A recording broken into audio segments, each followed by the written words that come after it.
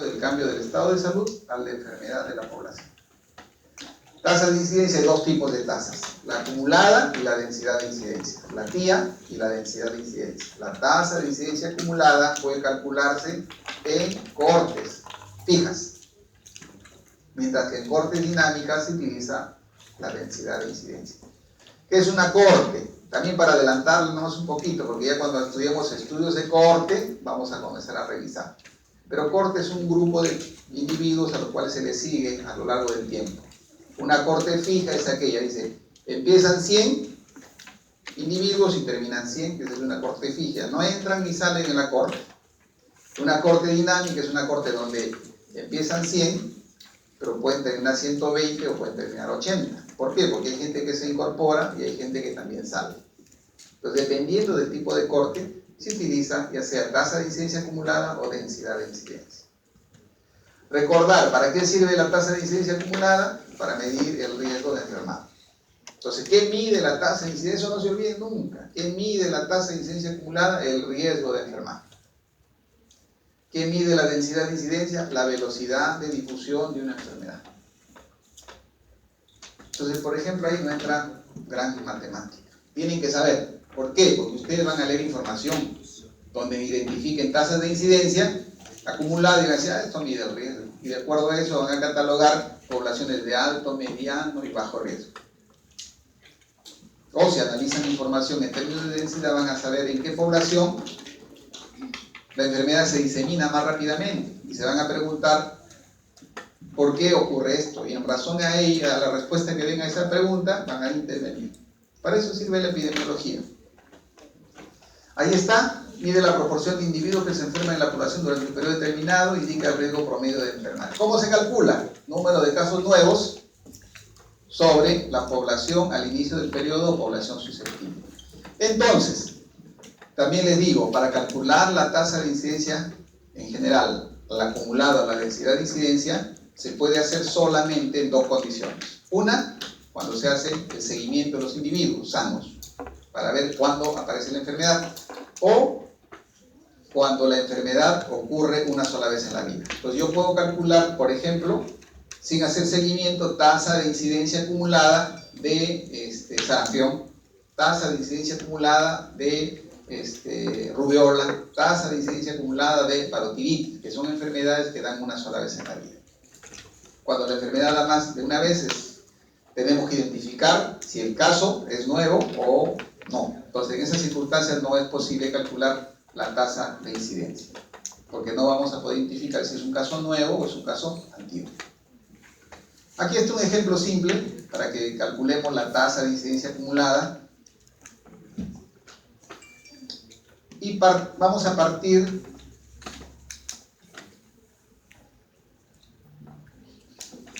del año 1.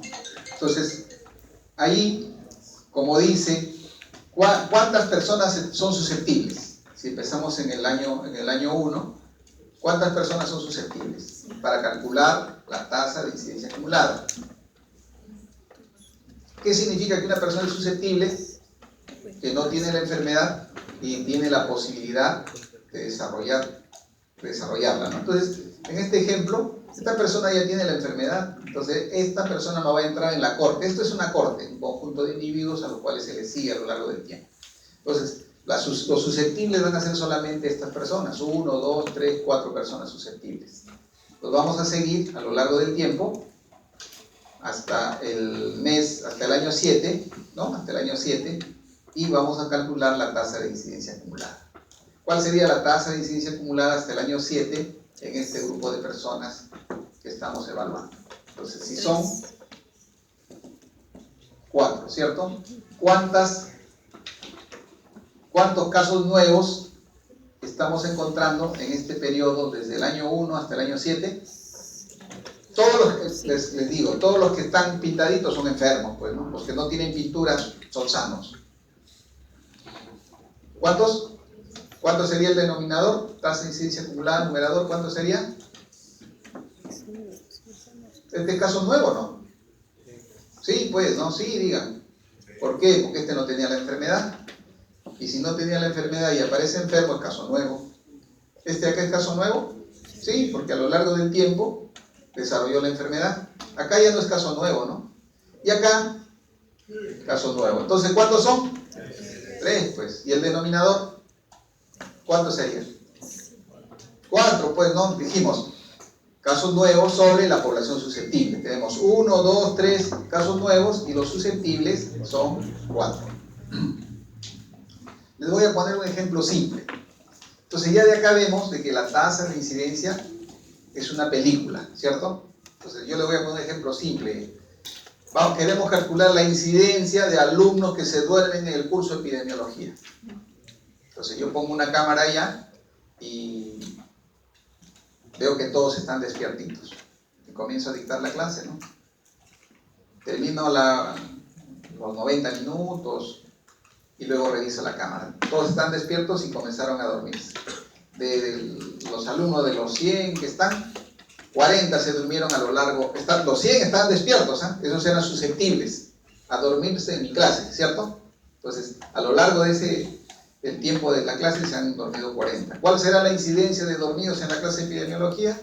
40 de los que se durmieron sobre 100 que eran susceptibles.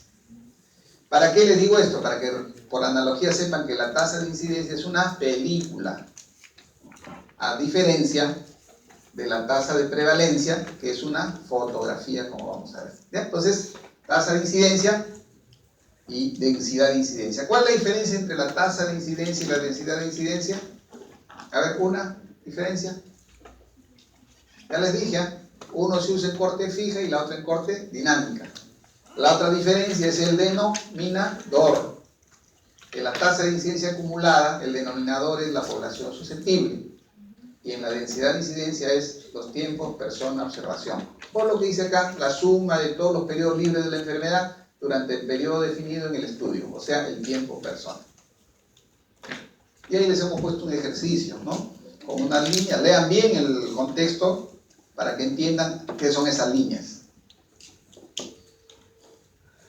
Acá tenemos el ejemplo. Y vamos a ver.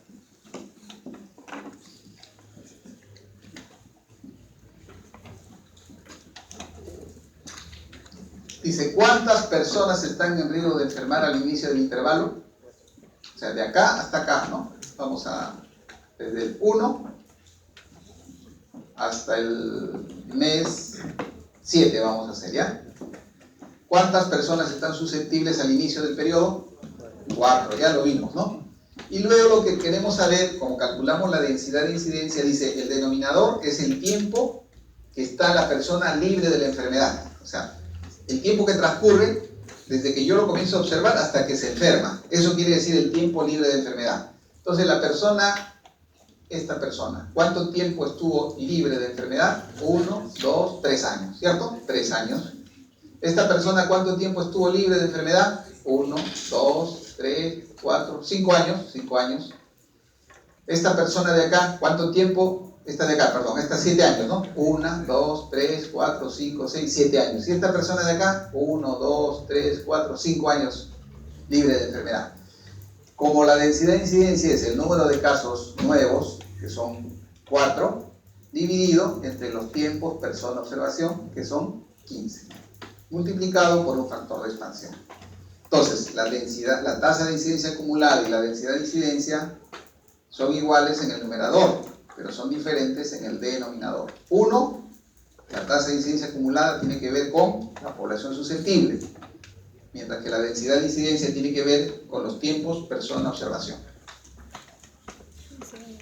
Uno mide, ¿qué mide la tasa de incidencia acumulada? El riesgo de enfermar, y la densidad de incidencia mide la velocidad de difusión de una enfermedad. Tasa de ataque. La tasa de ataque es una tasa de incidencia aplicada en situaciones de brote. No se olviden eso. Entonces dice, luego de terminado el curso de epidemiología, todos los alumnos aprobaron y se van a festejar. Los 200 se fueron a comer salchipapa. No, pollo a la brasa, donde consumieron con ensalada, qué sé yo. De los 200, 50 terminaron con una enfermedad transmitida por alimentos, o sea, con una enfermedad diarreica. Eso es un brote. ¿Qué van a calcular ahí? ¿Qué indicador epidemiológico calcularían en esas circunstancias? Tasa de ataque. ¿Para qué sirve la tasa de ataque? Para medir el riesgo de enfermar en situaciones de brote. Ya no se olviden eso. Ustedes también ya han llevado microbiología. María, ¿has llevado microbiología? Ya llevaron, ¿cierto? Ya está. Entonces, a ver, muchachos, ¿cuáles son las características que tienen los microbios? ¿Recuerdan o no?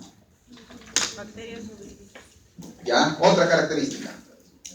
¿Se acuerdan de la palabra patogenicidad? Sí, esa es una característica del microbio, ¿cierto? Otra característica, virulencia, ¿se acuerdan? También les han dicho. Otra característica, contagiosidad, ¿no? También les han dicho. Otra característica, inmunogenicidad, ¿no? ¿Les han dicho o no? Sí, pues por eso tienen que acordarse, porque todo eso se va utilizando. O sea, no puede ser, acabé y chao, ya no sé nada más, no puede ser así. ¿Y por qué les digo? Miren, por eso les digo, epidemiología se utiliza, pues ustedes dicen epidemiología no se utiliza. Yo les he mostrado cuando han revisado historia natural de la enfermedad, si no saben historia natural de la enfermedad, no van a diagnosticar nada. No van a decir síndrome febril, hacen sus diagnósticos. Síndrome histérico, y así, sindrómicos. Entonces les decía, la tasa de ataque nos mide la característica del microbio que se llama patogenicidad. Entonces, si en un brote la tasa de ataque es alta, dice 80% es la tasa de ataque, este microbio es altamente patógeno. O sea, tiene alta capacidad de producir enfermedad. El otro concepto que hay que recordar es la tasa de ataque secundario, que nos mide la contagiosidad del microbio. Dice, en una familia de 10 personas, el estudiante de medicina que está asistiendo al hospital se contagió con influenza. Y en su casa contagió al abuelito, al hermanito de 2 años y a la mamá. ¿Qué tasa vamos a calcular ahí? Tasa de ataque secundario. ¿Qué es la tasa de ataque secundario? Son los casos secundarios, o sea, el estudiante es el caso primario y los 3 que se enfermaron en la familia son los casos secundarios, son 3 enfermos. ¿Cuántos eran en la familia que han estado en contacto con el estudiante? 10. Entonces la tasa de ataque secundario es 3 sobre 10. ¿Qué mide la tasa de ataque secundario? La contagiosidad. Entonces miren, la tasa de ataque mide la patogenicidad, la tasa de ataque secundario la contagiosidad. Tasa de prevalencia, ya está, la tasa de prevalencia, esto sí es una foto, hay dos tipos de tasa, la tasa de prevalencia puntual y la tasa de prevalencia lápsica. Como dice acá, está influenciado por factores etiológicos, la incidencia, la carga de las personas enfermas, la duración de los tratamientos que mejoran la sobrevida aún sin lograr la curación definitiva. Y ya van a ver cómo estos factores hacen que la prevalencia aumente o la prevalencia disminuya.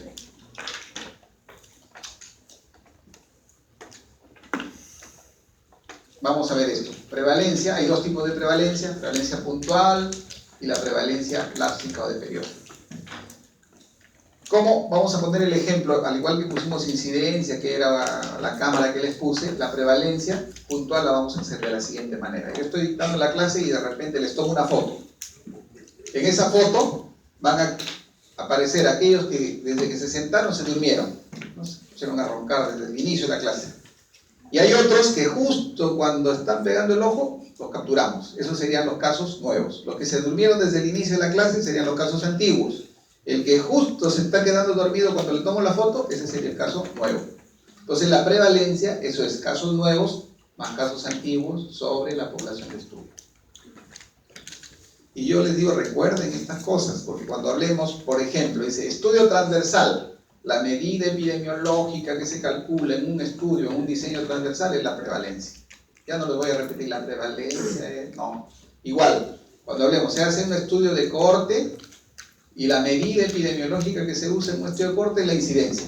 Puede ser acumulada o densidad de incidencia, ya lo estamos revisando. Por eso les digo, recuerden bien esta información.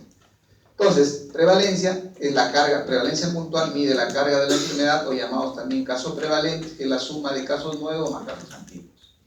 Mientras que la prevalencia lápsica de periodo son los casos prevalentes, que tomé la foto, más los casos nuevos que van apareciendo durante el periodo de estudio, sobre la población en estudio. ¿Qué mide la prevalencia? La carga de la enfermedad, en un momento determinado o en un periodo de tiempo.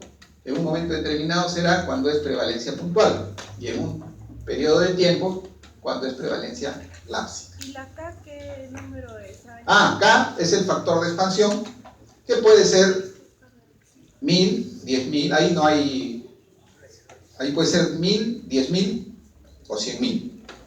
¿Por qué? Porque es morbilidad. Yo les dije generalmente es 100.000, ¿cierto? Generalmente es 100.000. Pero puede ser 1000, puede ser 10.000. Depende del cociente que te toque. Si te sale 0.00005, para que sea 5 por, tendrás que ponerle el número de ceros Pero es que en correspondiente. la tarea está un poco confuso, no sé si ponerle 1000 o se le pone por 100.000, porque ahí te dan una cifra también. Ya, entonces, a ver qué dicen ustedes. ¿Han leído la tarea? ¿O todavía? Sale el factor K. Ya, escúchale María. ¿Cuál es? Eso que te dicen, ¿no? Eso que te dicen. Entonces, para los que no se han dado cuenta, dice, calcule usted la tasa por 100.000. Por 100.000, ese es el K. No me lo dicen de forma directa. ¿Cómo que no te lo dicen? Ay, que está sordo, no me lo dicen de forma directa. ¿Cómo quieres que te digan de manera directa? Eso es lo que no te entiendo. No. Bueno, ya no importa. Directamente que te diga, ¿este es el K? Bueno, sería más sencillo en lugar de estar... No, que no es el tema de sencillez, es que ustedes aprendan. Porque si es de sencillez, bueno, pues... Nunca he llevado una cosa así en epidemia, es más, la primera vez que llevo epidemia. Sí, todos llevan por primera vez. No lo sé. Yo dicto por 200.000 veces, creo. Vamos, María, no te desanimes, todo esto va a salir bien. Vamos, no hay ningún problema, vas a ir entendiendo. Ahora, que hagas esa es la otra cosa que les digo, muchachos. O sea, la idea de que lleven la tarea, no es que la lleven la tarea... Perfecta. Exacto, porque tú estás yendo a aprender o a enseñar al profesor. O enseñar al profesor. Aprender, pues entonces no se angustien. ¿Por qué se angustian? Porque mi profesor ha dicho que no quería errores para la próxima. ¿Quién es? Ya, yo voy a conversar. No te angusties. O lo dijo solo para que lo hiciéramos. Yo pienso que sí, porque si no, yo nuevamente les digo, muchachos, cortando ya el diálogo con María, yo les digo, hagan su trabajito, no es la perfección, ¿no? Lo que queremos es que avancen, pues, que han entendido. Porque si se les pide la perfección, nuevamente les digo, los profesores del seminario están de más. Entonces ya no deberíamos haber profesores, pues.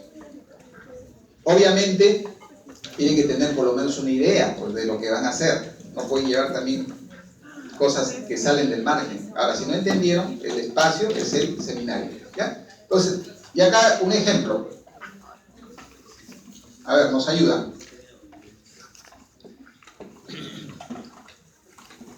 Queremos calcular la prevalencia puntual el año 2. A ver, muchachos. Prevalencia puntual del año 2. Dijimos es una foto, ¿cierto? Entonces, ¿cuántos enfermos hemos encontrado en el año 2? 2. ¿Y cuántas personas han sido evaluadas en ese momento? 5. Entonces, la prevalencia puntual es 2 sobre 5. El 1 parece estar medio enfermo, medio sano. Hay como 4 patitas ahí. ¿Cuál? ¿Este de acá? Este está bien enfermo, ha sido diagnosticado de enfermedad grave. Y este de acá también. Hubo el error de diseño en ese dibujo. Los dos están gravemente enfermos. Para aclarar también, ya si te parece, te digo, este es enfermo. Bien, está verde. Listo. Entonces, ¿cuántos hay? ¿Cuántos hay? 2. ¿Cuánto es la población total? 5. Quiero calcular la prevalencia lápsica. Dice, quiero calcular la prevalencia lápsica al año 8.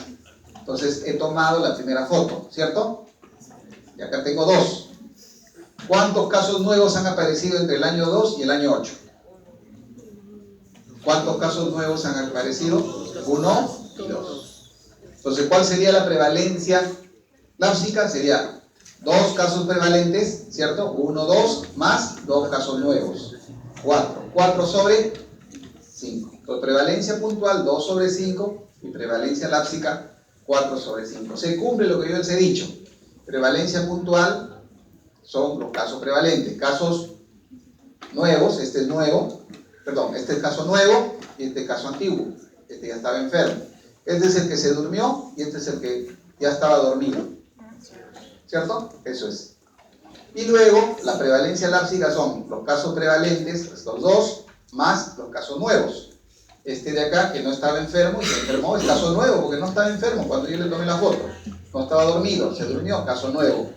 Este de acá también, no estaba enfermo y se enfermó, caso nuevo. Se cumple lo que les hemos dicho en la fórmula. ¿Está bien? ¿Se entiende? Ahí está. Caso nuevo más caso antiguo, caso prevalente, prevalencia puntual, prevalencia lápsica, casos prevalentes, nuevos más antiguos, más los casos nuevos. Sobre la población en estudio, sobre la población en estudio por el factor K. Listo.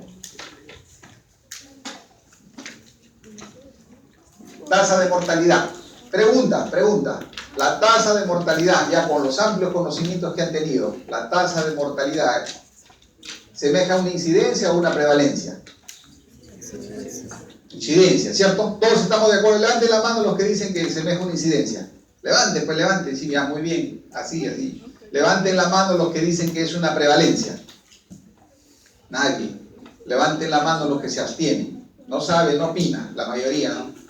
Como el Congreso. Entonces, miren, ¿y por qué dicen que la tasa de mortalidad es una incidencia y no una prevalencia? Semeja a una incidencia y no una prevalencia. ¿Por qué? ¿Por qué, muchachos? A los que levantaron la mano. ¿Por qué? Porque todos los muertos son nuevos, pues, ¿no? ¿Cuánto tenía un muerto que se dio cuenta que estaba muerto, ¿no? Todos los muertos son casos nuevos, ¿cierto? Por eso que la tasa de mortalidad semeja a una incidencia. Bajo esa misma secuencia de pensamiento, si la tasa de mortalidad asemeja a una incidencia, y específicamente decimos una tasa de incidencia acumulada, ¿qué mide la tasa de mortalidad? ¿Qué medía la tasa de incidencia? ¿Les dije? No se olviden de esta palabrita mágica, la tasa de incidencia acumulada. ¿Qué mide? Les he repetido 10 veces, ¿ah? El riesgo de morir. Entonces, la tasa de mortalidad, ¿qué medirá? Si semeja una tasa de incidencia acumulada, el riesgo de morir, pues, ¿no? La tasa de incidencia acumulada mide el riesgo de enfermar y la tasa de mortalidad mide el riesgo de morir. Hay dos tipos de tasas, se les dijo: mortalidad general, el número de funciones en un año sobre la población total a mitad de año por 1000. Miren, la población, cuando se habla de tasa de mortalidad, ya no se habla de población susceptible, no se habla de población total a mitad de año, ¿cierto? ¿Por qué? Porque este es un concepto demográfico. Dicen que a mitad de año, o sea, en el mes de junio, los nacimientos y las muertes se equilibran. Y por eso que se usa como denominador en este tipo de tasa, que es un indicador demográfico, la población total a mitad de año. Entonces, como es tasa general o bruta, es por 1000, dijimos, y cuando es tasa de mortalidad específica, por 100.000, ¿cierto? ¿Se acuerdan? Por 100.000, tasa de mortalidad específica por 100.000. Recuerden también que existe relación entre, y lo dijimos anteriormente cuando hablamos de la prevalencia, que tiene que ver con la incidencia y con la duración media de la enfermedad. ¿Pero en qué circunstancias? En aquellas enfermedades que tienen una evolución relativamente estable, las enfermedades crónico-degenerativas. Esta fórmula, complicado que lo usemos cuando hablamos de, por ejemplo, influenza, ¿no? Que tiene un periodo corto de duración. Entonces, funciona para este tipo de enfermedades. Tasa de letalidad. ¿Qué es la tasa de letalidad? Es una medida que tiene que ver con el riesgo de morir por una determinada enfermedad. ¿Cierto? Esa es la tasa de letalidad. Dice, se han enfermado 100 niños de neumonía y se han muerto 50. La tasa de letalidad es 50%. O sea, de cada 100 niños que enferman de neumonía, 50 tienen el riesgo de morir por neumonía. Esa es la tasa de letalidad. ¿Y qué característica del microbio mide la tasa de letalidad? La virulencia. La virulencia está referida al número de casos fatales y al número de casos graves. Entonces, si ustedes quieren medir la virulencia de un microbio, vamos a calcular la tasa de letalidad. ¿Ya? La tasa de letalidad, que es el número de muertes por enfermedad en un periodo determinado sobre el número de casos diagnosticados de la misma enfermedad en el mismo periodo. Esto es lo que usamos bastante en los hospitales. Más que tasa de mortalidad, calculamos tasa de letalidad, porque sabemos cuántos llegaron con traumatismo encefalocraniano y cuántos de esos se murieron. Calculamos la tasa de letalidad de traumatismo encefalocraniano, ¿no? ¿Cuántos niños llegaron con apendicitis? De esos, ¿cuántos se murieron? Tasa de letalidad de apendicitis, ¿no? ¿Cuántos tuvieron accidente de tránsito? ¿Cuántos se murieron por accidente de tránsito, ¿no? Entonces, la tasa de letalidad mide la virulencia del microbio. También recordar que existe relación entre la mortalidad, la incidencia y la letalidad bajo la misma condición de lo anterior, que la prevalencia igual a la incidencia por la duración media, que se trata de enfermedades de evolución estable como las crónico-degenerativas. Esto también es importante que recuerden. Hay situaciones en las cuales, ya terminamos chicos, ahorita ya terminamos, en que la prevalencia aumenta y esas condiciones son mayor duración de la enfermedad, ¿no? Entonces, si yo, por ejemplo, tengo una enfermedad donde le doy el tratamiento, pero no la curo, por ejemplo, diabetes, yo doy el tratamiento, pero no curo de la diabetes, ¿cierto? Entonces, la prevalencia de la diabetes va a aumentar cuando se trata de una enfermedad que se trata, pero no se cura. ¿Por qué? Porque va a aumentar la duración de la enfermedad. También que tiene que ver con el tema de la prolongación de la vida de los pacientes sin curación, va a aumentar la tasa de prevalencia. El aumento de casos nuevos, o sea, el aumento de la incidencia, ya lo veíamos, prevalencia es igual a la incidencia por la duración media de la enfermedad, el aumento de la incidencia aumenta la prevalencia. La inmigración de casos, evidentemente, porque va a subir el numerador. La inmigración de personas sanas va a aumentar la prevalencia porque va a disminuir el denominador. La inmigración de personas susceptibles, ¿por qué? Porque si son susceptibles se van a enfermar, por lo tanto va a aumentar el numerador. Y mejora de las posibilidades diagnósticas, también aumenta la prevalencia, ¿no? Yo encuentro hago una definición de caso más sensible, va a aumentar la prevalencia. A ver, muchachos, ya ahorita acabamos. Hacemos una prueba diagnóstica más sensible, aumenta la prevalencia. Tengan cuidado con esto, dice, la prevalencia disminuye por menor duración de la enfermedad. ¿Cómo podemos hacer que la enfermedad dure menos? Tratando o dejando que se mueran, ¿cierto? Si yo dejo que se mueran, va a disminuir, pues. ¿Por qué? Porque al morirse voy a disminuir la duración de la enfermedad. Entonces, cuando ustedes escuchen de que la prevalencia de una enfermedad ha disminuido, a ver, ya termino. Dicen que una enfermedad ha disminuido y por los hechos, por las condiciones que nosotros vemos, intuimos de que no es así. ¿Qué deberíamos pedir que nos den los que nos hablan de que la prevalencia ha disminuido? Que nos hablen cuál es la letalidad de la enfermedad. Dice, la tuberculosis disminuyó. Excelente. ¿Y cuál es la letalidad? La letalidad ahora es 4 veces más que la de hace un año. Entonces, la prevalencia está disminuyendo no porque estamos tratando, sino porque estamos dejando que se mueran. Entonces, tengan en cuenta estos aspectos también. Luego, disminución de casos nuevos, evidentemente, hace que disminuya la prevalencia, la inmigración de personas sanas, la emigración de casos y el aumento de la tasa de curación. Esto es lo ideal, ¿no? Lo ideal para que disminuya la prevalencia es la curación de los casos. Y ahí viene lo que dijimos, ¿no? Si hacemos prevención secundaria, disminuimos ¿la qué? La prevalencia. ¿Por qué? Porque la prevalencia tiene que ver con los casos nuevos y antiguos. Casos. Si yo trato a los casos y dejo que los casos se curen, voy a disminuir la prevalencia. Listo, muchachos, ahí está la bibliografía. Y esto de acá para que ustedes lean, ¿ya? Lectura complementaria. Lean esto. Dice, el MOPESE, el MOPESE está desarrollado, hay unos ejercicios, si bien parece que son 40 páginas, la lectura es bien ágil, ¿ya? Lean el módulo número 3 de MOPESE. Listo, saquen su hojita, no se vayan todavía. No se vayan todavía, saquen su hojita. Y una vez. Tenemos 2 minutos para acabar y irnos todos felices y contentos.